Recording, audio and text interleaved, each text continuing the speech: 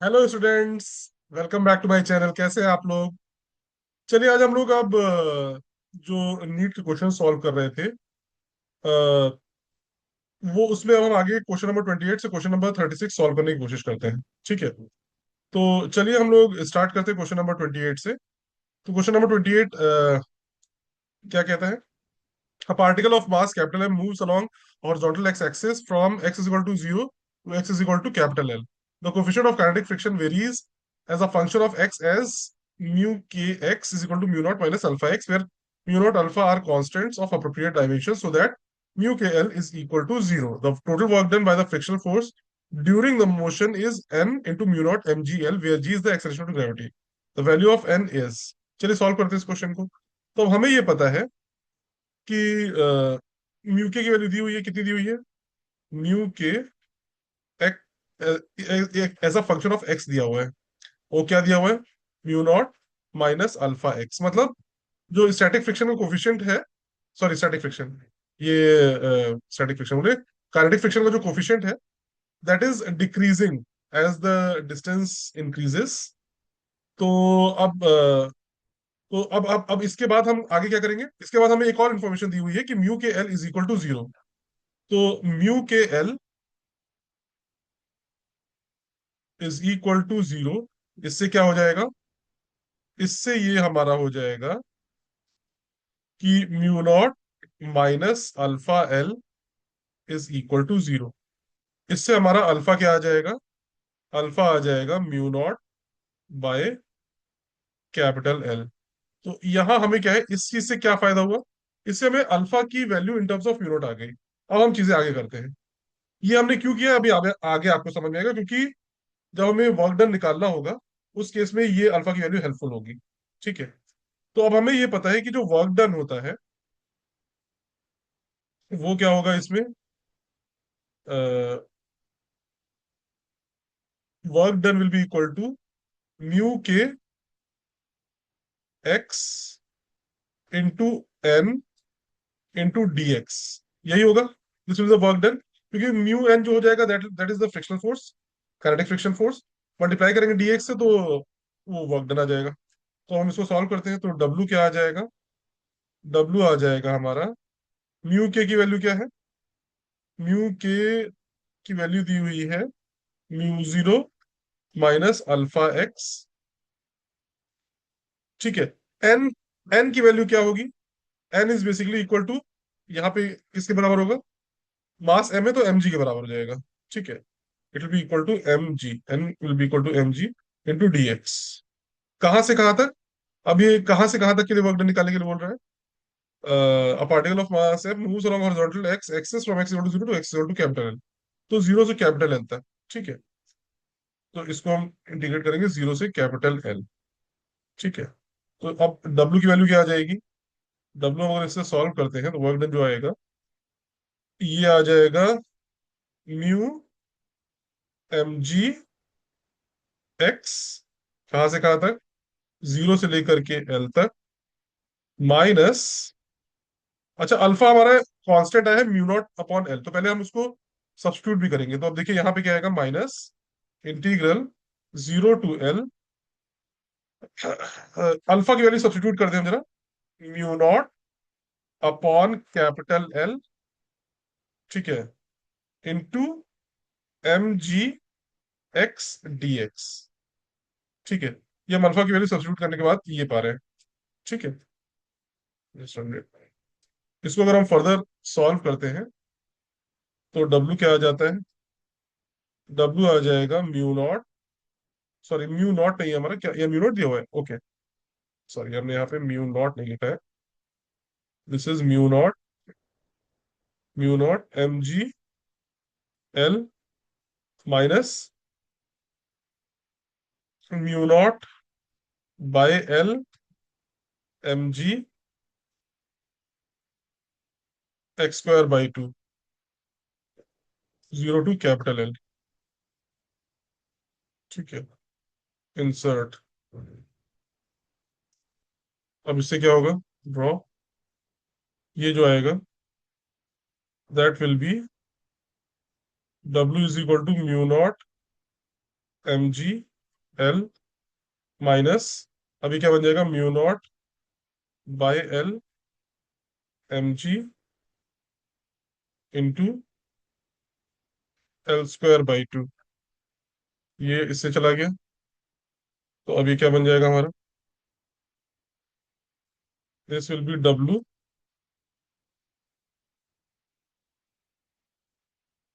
ठीक है, W, this will be mu naught m g L minus mu naught m g l by two.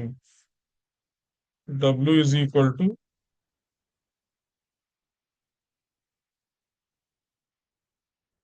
W is equal to mu naught m g l by two.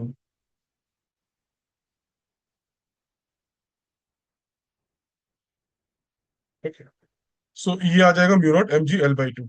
Work done is coming out to mu naught m g l by two, और इसमें बोला क्या है, answer क्या है हमारा, इसकी किस फॉर्म में एक्सप्रेस करना है, n into mu naught m g l, n into mu naught m g l के टर्म्स में एक्सप्रेस करना है। तो अगर हम इसको, so n into mu naught m g l के टर्म्स में एक्सप्रेस कर रहे हैं, तो दैट, इसको हम इक्वेट करें किसको, mu naught m g l by two, mu naught m g l और mu naught m g l चला गया, इससे क्या आ जाएगा, n is equal to half. ठीक है, ये हो जाएगा answer, this is n is equal to half. N is equal to half का क्या आंसर आ जाएगा, ऑप्शन नंबर टू, ये आ जाएगा। ठीक है, N is equal to half से ऑप्शन नंबर टू आ जाएगा। ठीक है, तो इसका आंसर ऑप्शन नंबर टू हो गया। नेक्स्ट क्वेश्चन पे आते हैं। A ray of light with wavelength lambda is incident on three photoelectric cells, namely 1, 2 and 3। तो सबसे पहले डायग्राम बना लीजिए, जस्ट मिनट। देखिए, डायग्राम बनाना ज्यादा अच्छा होता है, उससे क्या होता है, गलती का स्कोप कम रहता है। हमारे पास कोई ऐसा है, एक दूसरा ऐसे है, ठीक है, और एक तीसरा भी ऐसे है। यहाँ पे क्या है, एक रे ऑफ लाइट आई, दूसरी रे ऑफ लाइट आई, तीसरी रे ऑफ, तीनों में क्या है, लेमडा वेवलेंथ आ रही है। ठीक है, और यहाँ पे जो वो है 1, 2, 3, अब ये क्या है, the threshold wavelength of these photoelectric cells are lambda 1, lambda 2 and lambda 3 respectively. ठीक है, ओके। तो the threshold wavelength of this photoelectric cells, इसका जो है लेमडा 1 है, इसका जो है लेमडा 2 है, और इसका जो है वो लेमडा 3 है। ठीक है, एंड स्टॉपिंग पोटेंशियल्स इनका जो दिया हुआ है, that is V1, V2 and V3। इसका V1 है, इसका V2 है, और इसका V3 है। ठीक है, the relation between lambda and threshold wavelengths ये दिया हुआ है, करेक्ट ऑप्शन क्या होगा। ठीक है, ठीक है, तो अब ये हमें ये पता है कि एनर्जी क्या होती है जो किसी लाइट की होती है, वो क्या होती है, h c by, h c by lambda.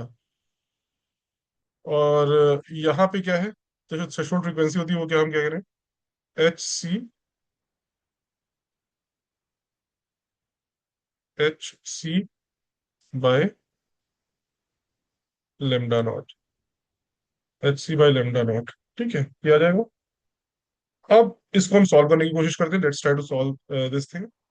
ठीक है, ये क्या है, ये थ्रेशोल्ड के लिए बेसिकली हम रिप्रेजेंट कर रहे हैं। बेसिकली ये क्या है, अलग अलग के लिए, मतलब फॉर एग्जांपल अभी ये नॉट ना यूज करें इसको, जैसे हम अलग अलग केस होगा, जैसे हम मान लें ये E1 है, तो ये क्या रिप्रेजेंट करेगा, this is the threshold frequency, threshold not frequency, ये लेमडा 1 क्या रिप्रेजेंट करेगा यहाँ पे, ये थ्रेशोल्ड वेवलेंथ रिप्रेजेंट करेगा। सिमिलरली ये क्या हो जाएगा कि ये हमें वर्क फंक्शन दे देगा उसका। ठीक है, कि कितना वर्क फंक्शन होगा उस मटेरियल का, मटेरियल नंबर 1 का। इसी तरह E2 होगा, E2 क्या हो जाएगा, एच सी बाय लेमडा 2, और सिमिलरली E3 भी हम लिख सकते हैं, वो क्या हो जाएगा, एच सी बाय लेमडा 3। ये इनके वर्क फंक्शन देंगे। अब हमें ये पता है कि पहले केस में क्या दिया हुआ है कि lambda 1 is less than lambda. अगर क्या कहते हैं एमिशन होना जरूरी है, तो क्या चीज होनी चाहिए, एच सी बाय लेमडा जो है उसको बड़ा होना चाहिए h c by lambda one या लेमडा टू या लेमडा थ्री से। तो अगर h c by lambda one से बड़ा होना है तो ये क्या हो जाएगा, इससे क्या आएगा, एच सी चला गया, ले, sorry, lambda one is greater than lambda, lambda one is greater than lambda. ठीक है, lambda one is greater than lambda, but पहले वाले केस में क्या बोला हुआ है, lambda one is less than lambda, lambda one has to be greater than lambda, तभी क्या कहते हैं कोई ये फोटो इलेक्ट्रॉन निकल सकता है, बट यहाँ दिया lambda one is less than lambda, इसलिए पहले वाले केस में no emission, no photo electric effect कहेंगे इसमें, नो फोटो इलेक्ट्रिक इफेक्ट। ठीक है, इसमें कोई फोटो इलेक्ट्रिक इफेक्ट नहीं होगा, और इसलिए जब फोटो इलेक्ट्रिक इफेक्ट हो ही नहीं रहा है तो स्टॉपिंग पोटेंशियल की बात ही नहीं आती है। स्टॉपिंग पोटेंशियल की तो यहाँ बात ही नहीं आएगी, तो V1 has to become equal to zero, यहाँ कोई स्टॉपिंग पोटेंशियल होगा ही नहीं। अब दूसरे केस में देखते हैं, दूसरे केस में फिर वही चीज करनी होगी, h c by lambda has to be greater than h c by lambda two. क्या ये चीज सही आ रही है? इससे क्या आ जाएगा कि lambda two will be greater than lambda, ये होना चाहिए। क्या ये चीज है? Let's check it. Lambda two is greater than lambda, that is given, so यहाँ पे होगा कुछ, यहाँ पे फोटोइलेक्ट्रिक इफेक्ट होगा। ठीक है, तीसरे वाले केस में अगर हम करें तो h c by lambda has to be greater than h c by lambda three. तो इससे क्या आ जाएगा, दिस हैज टू बी, इससे क्या आ जाएगा हमारा, फिर lambda three has to be greater than lambda, ये चीज होना चाहिए। अगर ये चीज है तो फिर यहाँ पे भी फोटोइलेक्ट्रिक एमिशन होगा। ठीक है, अब लेकिन यहाँ पे क्या चीज, एक और इन्फॉर्मेशन दी है, lambda three is very much greater than lambda. अगर lambda three is very much greater than lambda तो इसका मतलब ये है कि वी थ्री काफी बड़ा होगा, काफी बड़ा होगा, और जो शॉपिंग पोटेंशियल थर्ड केस में होगा काफी बड़ा होगा। वी टू होगा, v two will be there, वो भी होगा, उसकी भी कुछ वैल्यू होगी, लेकिन वी थ्री बहुत ज्यादा बड़ा होगा, बहुत ज्यादा शॉपिंग पोटेंशियल लगाना पड़ेगा फोटो इलेक्ट्रॉन को रोकने के लिए इन केस ऑफ थर्ड। तो इसमें क्या हो जाएगा कि v three will be greater than we two. ठीक है, और वी वन तो हमारा जीरो है, तो कौन सा ऑप्शन सही होगा, V three is greater than we two and V one is equal to zero, तो option number three, this is the correct answer for this question. Next question पे आते हैं, question number 30। Consider that an electron is revolving in an excited state of hydrogen atom with velocity this one. The radius of orbit is x into 10 power minus 9 meter. The value of x is, अब यहाँ पे mass of electron वगैरह दिया हुआ है, charge वगैरह दिया हुआ है, और के की वैल्यू दी हुई है। तो चलिए इसको सॉल्व करते हैं। अब हमें ये पता है कि अगर कोई इलेक्ट्रॉन सर्कुलर मोशन कर रहा है अराउंड अ न्यूक्लियस, तो हाइड्रोजन एटम ही है, तो क्या हो जाएगा हमारा, k Q one Q two upon r square, ये क्या हो जाना चाहिए, this has to become equal to m we square by r, this has to become m we square by r. तो आर से आर चला गया, तो अब क्या आ जाएगा, आर जो है that has to become equal to K Q one Q two whole divided by M we square, ये हो जाएगा। तो आर की वैल्यू अब हम इस वैल्यू में सब्स्टिट्यूट करते हैं, तो आर की वैल्यू क्या आ जाएगी, के की वैल्यू क्या दी हुई है, 9 × 10⁻⁹। ठीक है, इंटू Q1 Q2 क्या दिया हुआ है, electron is revolving around hydrogen atom, तो यहाँ पे सीधे सीधे दोनों के चार्जेस बराबर होंगे, कितना हो जाएगा, 1.6 × 10⁻−19 कूलम भी होगा, इसका स्क्वायर हो जाएगा यहाँ पे। ठीक है, होल डिवाइडेड बाय, अच्छा, एम एम की वैल्यू क्या दी हुई है, 9 × 10⁻−31 इलेक्ट्रॉन का, इंटू वी स्क्वायर का मतलब वी कितना दिया हुआ है, √25.6, 25, तो √25.6 मतलब 25.6 हो जाएगा, इंटू 10/10 हो जाएगा। ठीक है, इससे हमारा आर देखिए क्या आ जा रहा है, आर आ रहा है हमारा, देखिए 9 से 9 तो चला ही गया हमारा, यहाँ पे ये चीज समझ में आ रही है।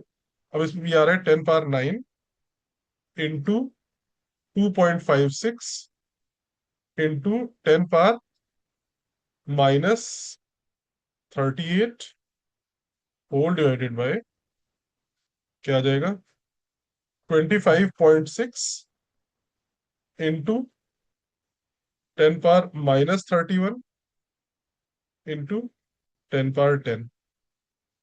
तो ये क्या आ जाएगा, 25.6 है तो ये आ जाएगा 10 टाइम्स। ठीक है, ये 10 टाइम्स आ जाएगा। अब आर की वैल्यू क्या आ जाएगी, देखिए 10 इंटू, अब ये 10 पावर 10 और ये यहाँ पे क्या है, 10 पावर 11 बन जाएगा, 10 पावर 9 है। अच्छा, और ये 10 पावर, ओके ऊपर ये बन जाएगा 10 पावर 9 -11 और इंटू 10 पावर -38 और 31 ऊपर जाएगा तो +31। ठीक है, सो इसको अगर हम सॉल्व करते हैं तो आर की वैल्यू जो आ जाएगी हमारी, वो आ जाएगी, ये this will be -2 and this will B -7। तो इट विल बी 10 पावर -9 ये मीटर, इतना आ जाएगा हमारा आंसर। तो आर का कोफिशिएंट, अब यहाँ पे बोला क्या है, आर का कोफिशिएंट पूछा है क्या बोला है? अच्छा, ये रेडियस दिया हुआ है x इंटू 10 पावर -9, तो 10 पावर 9 का के आगे क्या लगा है, 1। तो इसका correct option will be option number 2, 1 हो जाएगा। ठीक है, चलिए नेक्स्ट क्वेश्चन पे आते हैं। Okay, a car travels on a circular racetrack of radius 50 meters, which is banked at an angle of theta. If the car travels at a speed of 10 meters per second, then wear and tear of its tires is minimum. Taking the acceleration due to gravity to be 10 power -2 meters per second, sorry, 10 meters per second square, the value of theta is। तो ये क्या हो जाएगा, tan theta is equal to v² by r g, ये हो जाएगा। तो tan theta क्या हो जाएगा,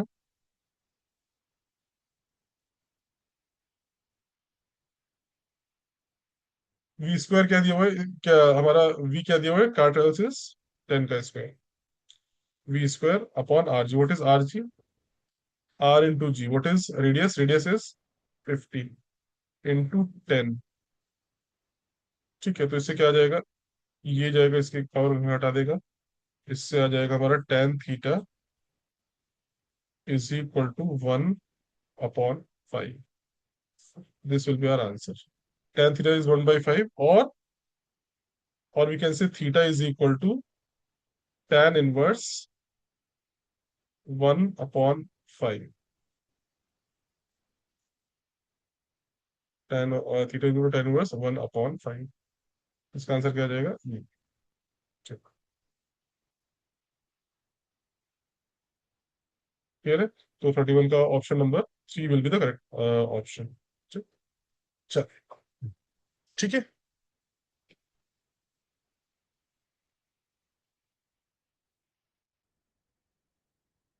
नेक्स्ट क्वेश्चन पे आते हैं। तो 1 mole of ideal monatomic gas undergoes the cyclic process as shown in the figure. The total heat supplied to the gas is. अब यहाँ पे देखिए, यहाँ पे हमें किसका पीवी ग्राफ दिया हुआ है। ठीक है, वर्क डन, अब हमें ये पता है, अब by first of thermodynamics, Q is equal to W plus delta U, ये होता है। ठीक है, Q is equal to W plus delta you.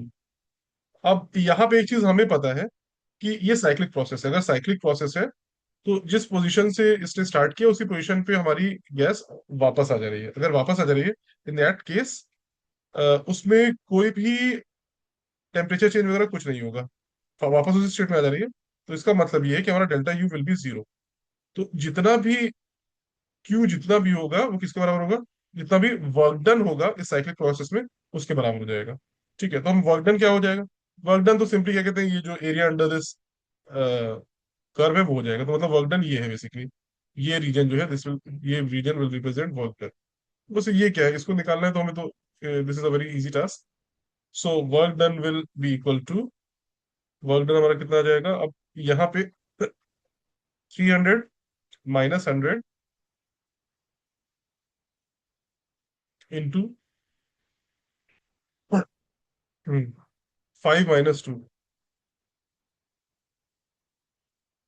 तो इससे क्या आ जाएगा, W जो आ जाएगा that will be equal to 200 into 3। So हमारा W क्या आ जाएगा, W will come out to be equal to 600 joules. ये हमारा इसका आंसर आ जाएगा 600 जूल्स।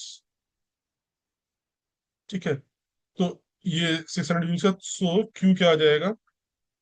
600 जूल्स। 600 जूल्स, क्यू भी 600 जूल्स के बराबर हो जाएगा। तो इसका सही ऑप्शन क्या है? Option number 1। ठीक है, ये 32 का सही ऑप्शन जो रहेगा that will be option number 1। चलिए नेक्स्ट क्वेश्चन पे आते हैं। नेक्स्ट क्वेश्चन क्या कह रहा है? A frictionless circular wire of unit radius is fixed on a horizontal plane. Two point particles of unit mass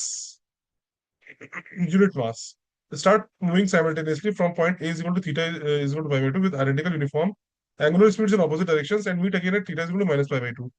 During this time, which of the following figures schematically represent the magnitude of total linear momentum P of the system as a function of theta? अब देखिए सवाल को हमें करना है, तो अब इसमें अगर आप डायग्रामेटिकली देखेंगे, ठीक है, तो इसको देखिए, ये क्या है?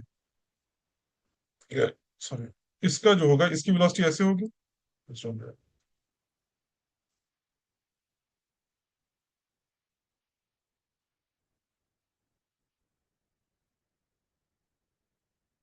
इसकी वेलोसिटी ऐसे होगी।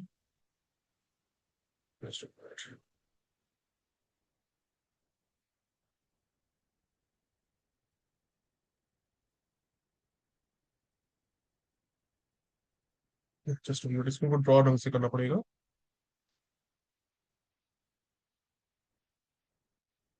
अच्छा, ये येलो क्लियरली विजिबल नहीं हो रहा है। येलो क्लियरली विजिबल नहीं हो रहा है, इसको हम ग्रीन से करते हैं, that would be better, I think ज्यादा विजिबिलिटी होगी इसकी।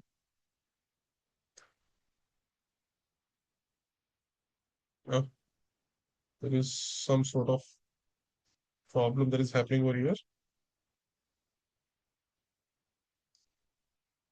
ओके, चलिए ऐसा करते हैं, हम डायग्राम अपना सेपरेटली बना लेते हैं। यहाँ पे कुछ इशू हो रहा है, इसमें अलग से सेपरेटली बना लेते हैं। तो देखिए, इसमें क्या है? अगर हमारा ये है, ऐसा सर्कुलर मोशन है, ठीक है, इसमें ये चीज ऐसे हो जाएगी और ये ऐसे जा रहा है। ठीक है, this is y, this is x. ठीक है, अब यहाँ पे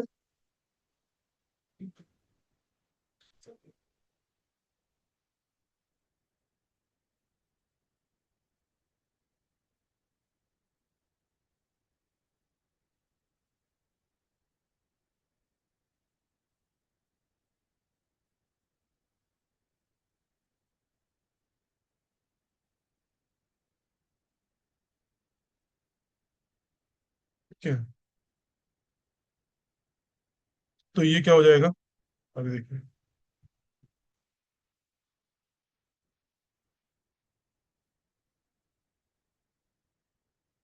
ठीक है, अब ये हो जाएगा। अब देखिए, ये एंगल क्या दिया हुआ है, दिस इज थीटा, और ये भी थीटा।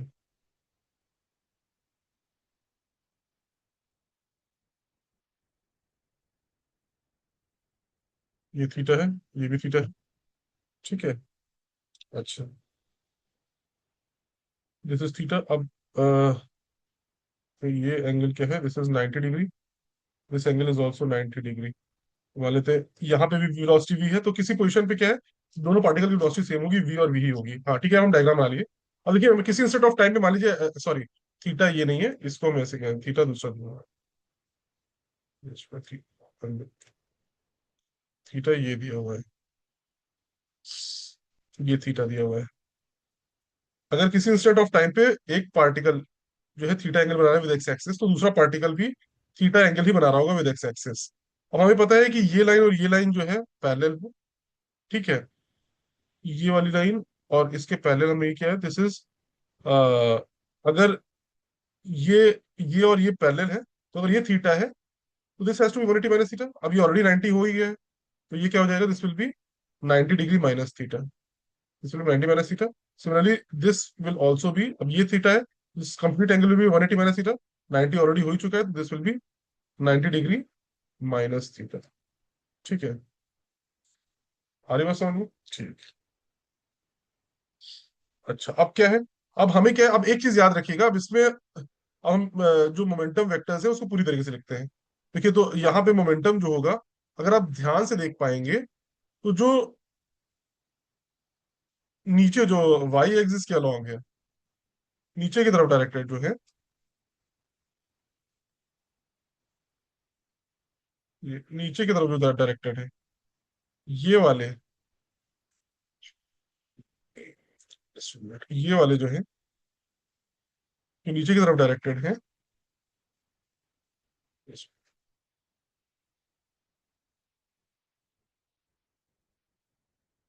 इसको देखिए और इसको देखिए, जो नीचे की तरफ डायरेक्टेड है वो एड अप हो जाएंगे, और जो हॉरिजॉन्टल कंपोनेंट्स है दे विल गेट कैंसल्ड। तो चलिए अब हम लोग हॉरिजॉन्टल कंपोनेंट आप देख ही सकते हैं, क्योंकि दोनों के बराबर ही होंगे। सो क्योंकि वेलोसिटी कंपोनेंट्स बराबर है और वो ऑपोजिट डायरेक्शन में, इसलिए कैंसिल हो जाएंगे, मोमेंटम भी। ठीक है, आपको आई होप ये समझ में आ रहा होगा। नहीं समझ में आ रहा है तो नो इश्यूज, हम इसको लिख देते हैं तो आपको अपने आप समझ में आ जाएगा। देखिए, तो अगर हमें वेक्टोरियली लिखना है, इसको हम कहते हैं पार्टिकल नंबर वन, और इसको कहते हैं पार्टिकल नंबर टू। अब अपने आप ही आपको समझ में आ जाएगा। जो ओवरऑल मोमेंटम वेक्टर होगा that will be, particle number one के लिए क्या हो जाएगा, m v cos 90 degree minus theta i cap, ठीक है, minus m v sine 90 degree minus theta j cap. ये हो जाएगा हमारा पार्टिकल ए के लिए। ठीक है, अब पार्टिकल बी के लिए क्या होगा, minus m v cos 90 degree minus theta i cap, minus i cap मतलब ये माइनस आई कैप इधर आ जा रहा है। ठीक है, सिमिलरली अब minus m v sine 90 degree minus theta j cap. ठीक है, ये हो जाएगा। अब ध्यान से देखिएगा, ये वाला कंपोनेंट और ये वाला चीज कैंसिल कर जाएगा। यही चीज हम कह रहे थे कि ये जो कंपोनेंट होंगे, दैट इज वन का हॉरिजॉन्टल कंपोनेंट और टू का हॉरिजॉन्टल कंपोनेंट जो मोमेंटम का है, वो कंपोनेंट्स एक दूसरे को कैंसिल कर जाएंगे। क्यों कैंसिल कर जाएंगे, क्योंकि जो मोमेंटम के कंपोनेंट्स वन और टू के हैं अलोंग हॉरिजॉन्टल, वो ऑपोजिट डायरेक्शन में पॉइंट कर रहे हैं, इसलिए they will cancel each other. ठीक है, एक पॉजिटिव एक्स एक्सिस के लॉन्ग पॉइंट कर रहा है तो दूसरा नेगेटिव एक्स एक्सिस के लॉन्ग पॉइंट कर रहा है। और कौन से एड अप हो जाएंगे, जो वाई एक्सिस के लॉन्ग है, इनफैक्ट जो नेगेटिव वाई एक्सिस के लॉन्ग है, वो दोनों एड अप हो जाएंगे। ठीक है, क्योंकि वो दोनों जो कंपोनेंट है, दैट इज जो हम लिखे minus m v sine 90 - theta j cap, ये वाले कंपोनेंट जो है एड अप हो जाएंगे, क्योंकि दोनों के दोनों नेगेटिव वाई एक्सिस के लॉन्ग है, सेम डायरेक्शन के लॉन्ग है, इसलिए they will add up with each other. तो फाइनल जो हमारा मोमेंटम वेक्टर आ जाएगा वो क्या आ जाएगा, that will be -2 mv, what is sine 90 - theta, sine 90 - theta is cos theta j cap. ठीक है, ये हो जाएगा,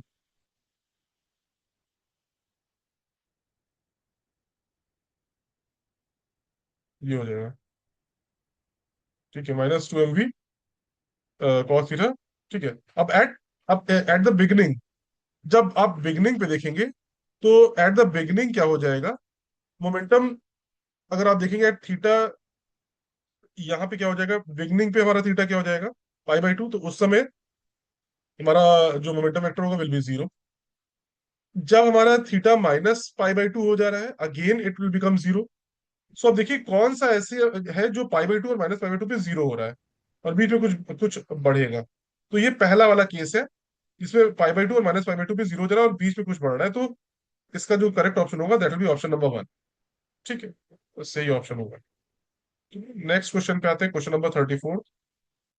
तो अभी क्या है, the lens combination shown in the figure consist of to lenses L1 and L2 of focal length +10 centimetre and -10 centimetre respectively. So the position of image formed is, क्या हो जाएगा, अब इसका जो हमारा ये है, इसका हमें क्या निकालना है, पोजिशन ऑफ इमेज फॉर्म। अब हमें एक चीज याद रखनी है, देखिए यहाँ पे यू क्या दिया हुआ है, कॉन्वेक्स लेंस के लिए यू दिया हुआ है हमारा। पहले हम एक मिनट, पहले हम सारी चीजें लिख लेते हैं, तब उसके बाद हम बात करेंगे आपसे। यहाँ पे क्या दिया हुआ है, अच्छा L1 के लिए, फॉर L1 पहले लिख लें, L1 के लिए फोकल लेंथ कितना दिया हुआ है? फोकल लेंथ दिया हुआ है +10 सेंटीमीटर। ठीक है। और यू कितना दिया हुआ है? यू दिया हुआ है -30 सेंटीमीटर। ठीक है, अब इससे हम पहले वी निकालते हैं। तो 1/v -1/u =1/f। तो ये क्या हो जाएगा? What is 1/v? 1/v minus what is 1/u? -1/30 =1/f, 1/10। तो ये क्या हो जाएगा? 1/v अब यहाँ पे क्या हो जाएगा? प्लस, यहाँ पे दिस 1/v प्लस 1/30 है, तो 1/10 -1/30। तो ये क्या हो जाएगा? 1/v =30। This will be 30, this will be 3 minus 1. So 1/v =2/30। So v क्या आ जाएगा? v आ जाएगा हमारा 15 सेंटीमीटर। ठीक है, इसको रादर देन अभी और भी लिख देते हैं, एक स्टेप और कर दें, तब चीजें ज्यादा क्लियर रहेंगी। This will B 1/v =1/15। So v क्या आ जाएगा? 15 सेंटीमीटर। ठीक है, तो v 15 सेंटीमीटर आ जाएगा। तो अब हमारे लिए क्या कहते हैं, जो जो L1 है उसके लिए 15 सेंटीमीटर आगे जाके इमेज बन रही है। ठीक है, अगर इमेज 15 सेंटीमीटर आगे जाके बन रही है, तो L2 के लिए जो ऑब्जेक्ट होगा वो कहाँ पे होगा? L2 के लिए ऑब्जेक्ट यहाँ 3 सेंटीमीटर इसके आगे, तो 12 सेंटीमीटर आगे होगा। ऑब्जेक्ट का डिस्टेंस जो होगा दैट विल बी 12 सेंटीमीटर। ठीक है, तो L2 के लिए लिख लेते हैं पहले हम। अगर हम इसके लिए L2 के लिए लिखें, तो L2 के लिए अगर हम लिख रहे हैं, तो फॉर L2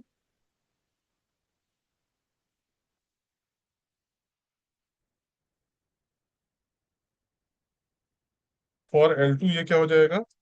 फॉर L2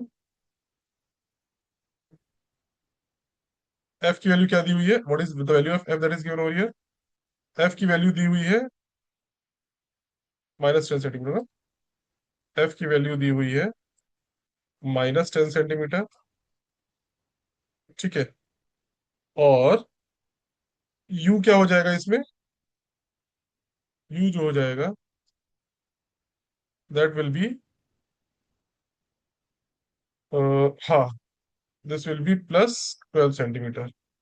ठीक है, तो ये हो जाएगा हमारा, इंसर्ट करें इसको। ठीक है, ये हो जाएगा हमारा 1/v -1/u =1/f। और इससे क्या हो जाएगा? 1/v क्या है? अब हमें नहीं पता, 1/v हमें निकालना है। What is 1/u? 1/12 ये हो जाएगा, =1, व्हाट इज 1/f -1/10। ठीक है, इसको हम उधर ले जाते हैं।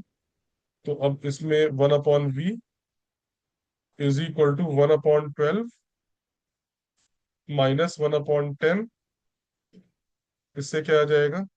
1/v =60।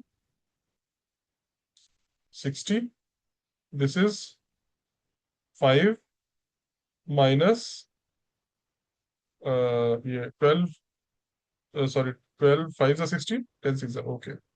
सो ये आ जाएगा आंसर इसका।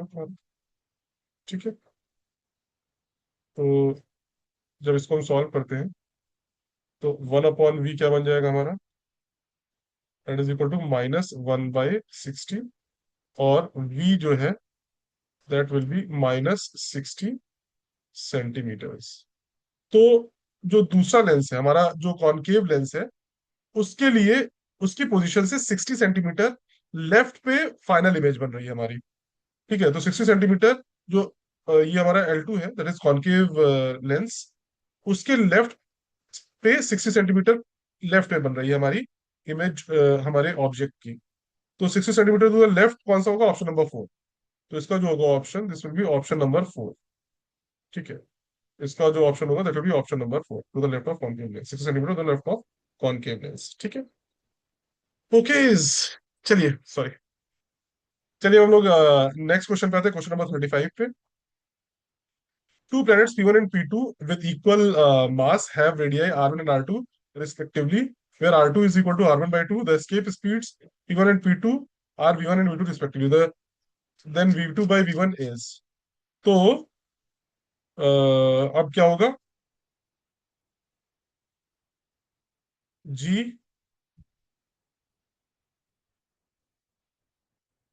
m square upon R square.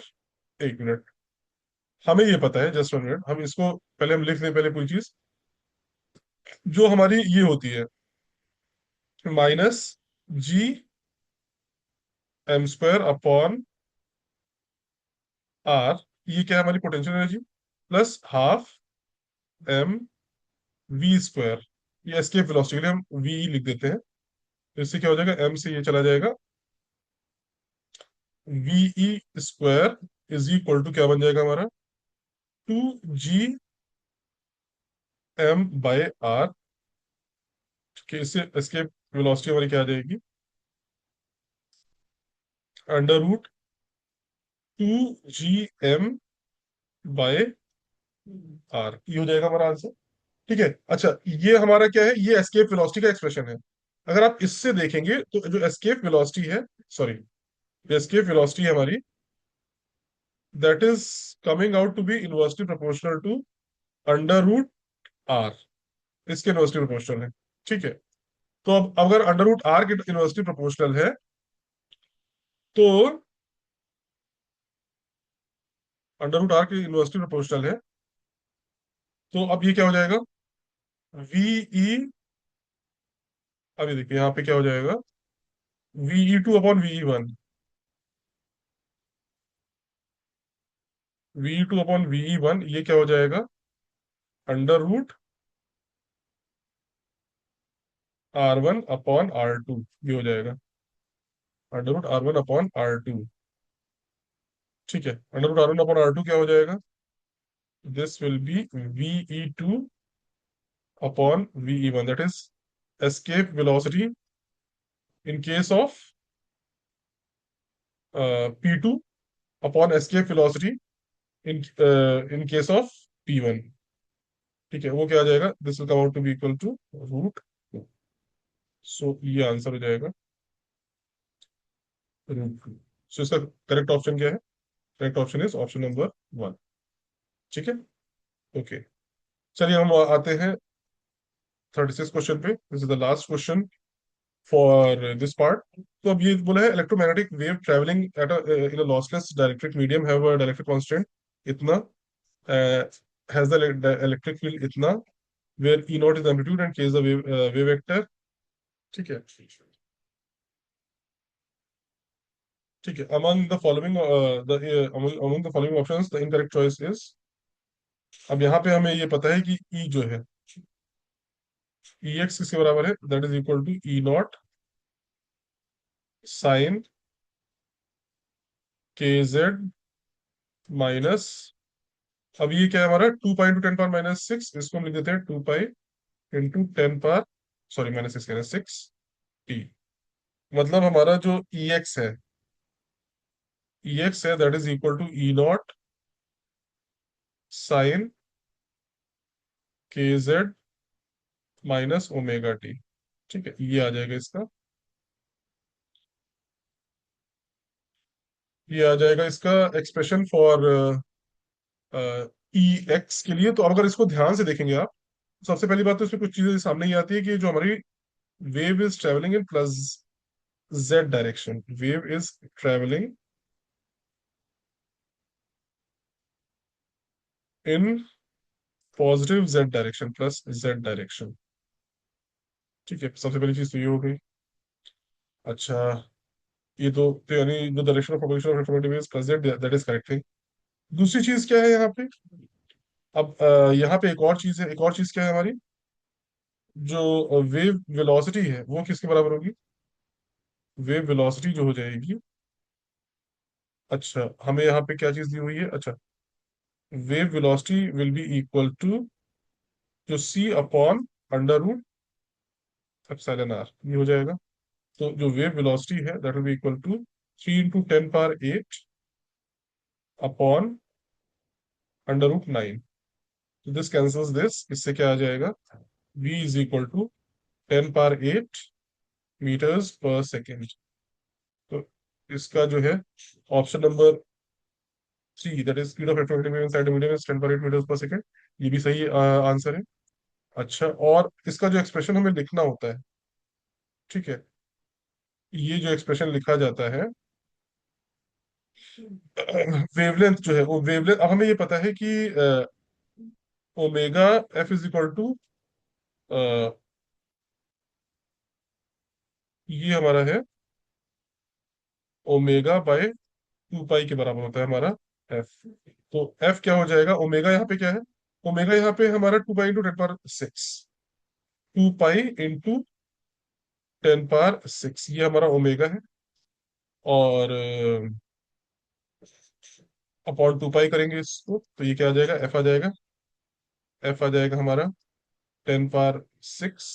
अच्छा, तो जो हमारा स्पीड होती है v जो होता है that is equal to f lambda, v is equal to f lambda, v is equal to f lambda. तो हमारा v क्या हो जाएगा, 10⁸ is equal to f lambda, f क्या है, 10⁶ इंटू लेमडा। ठीक है, तो लेमडा क्या आ जाएगा हमारा, दैट इज 100 मीटर्स। वेवलेंथ जो आ जाएगा दैट विल बी 100 मीटर्स। ठीक है, वेवलेंथ हमारा 100 मीटर्स हो जाएगा, बट यहाँ वेवलेंथ क्या दिया हुआ है, electromagnetic wave inside medium is 300 metres. So जो ऑप्शन नंबर 4 है that is not the correct option. बाकी सारी चीजें सही होंगी। देखिए यहाँ जो फर्स्ट वाला भी होगा उसमें भी अगर हमें लिखना होता है, ये ई दिया है ना, तो अगर हमें बी एक्स लिखना है तो बी एक्स क्या हो जाता है, हमें पता है कि, सॉरी बी एक्स कह रहे हैं, बी अगर हमें लिखना है अभी यहाँ पे, बी जो हो जाएगा that will be equal to E0/v into sine k z minus 2 pi × 10⁶ t, ये हो जाएगा। ठीक है, तो बी हमारा ये हो जाएगा। ठीक है, दिस इज बी। और हमारा ये जो है लेमडा आ रहा है 100 मीटर, लेमडा लेकिन यहाँ दिया कितना हुआ है, this is given as 300 metre. So obvious सी बात है, आप समझ सकते हैं कि जो ऑप्शन नंबर, और सारे ऑप्शन सही है, बस ऑप्शन नंबर 4 जो है that is not the correct option, because यहाँ 300 मीटर वेवलेंथ दी है बट हम लोगों ने निकाला है 100 मीटर। सो यहाँ पे इनकरेक्ट ऑप्शन पूछा, incorrect option will be option number. So I hope आपको ये जो सॉल्यूशंस मैंने दिए हैं वो आपको समझ में आए होंगे। So will come up again with the last part of this series, जिसमें हम लोग क्वेश्चन नंबर 37 से 45 डिस्कस करेंगे of free NEET 2026 physics paper.